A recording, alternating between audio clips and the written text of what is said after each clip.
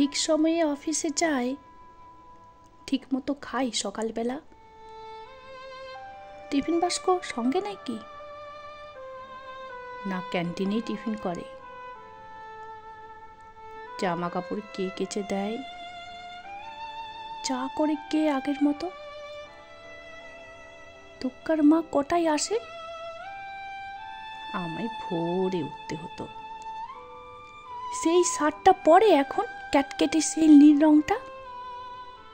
নিজের তো সব ওই পছন্দ, আমি অলিভ দিয়েছিলাম।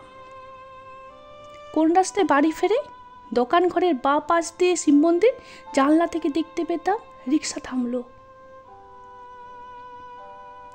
অফিস থেকে বাড়ি আসে নাকি সোজা আড্ডাতে যায়। তাসের বন্ধু, ছায় পাশের বন্ধুরা সব আসে এখন। টেবিল ঢাকা মেঝের উপর সমস্ত ঘর ছাই ছড়ানো, গ্লাস গড়ায়, বোতল গড়ায়, টলটে টলটে শুতে যাচ্ছে। কিন্তু বোতল ভেঙে আবার পায়ে ঢুকলে রক্তারক্তি, তখন তো আর হুঁশ থাকে না। রাত বিরেতে কে আর দেখবে? কেন, ওই যে সেই মেয়েটা যার সঙ্গে ঘুরতো তখন। কোন মেয়েটা? সেই মেয়েটা, সে তো কবেই সরে এসেছে।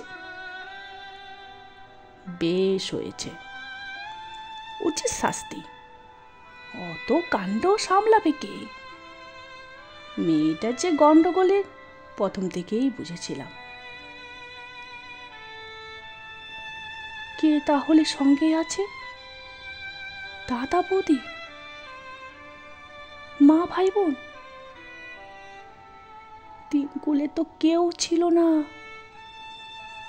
একেবারে একলা এখন। কে তাহলে ভাত বেড়ে দেয়? কে ডেকে দেয় সকাল সকাল? রাত্রিতে কে দরজা খোলে? ঝক্কি পোহায় হাজার রকম। কার বিছানায় ঘুমোই তবে?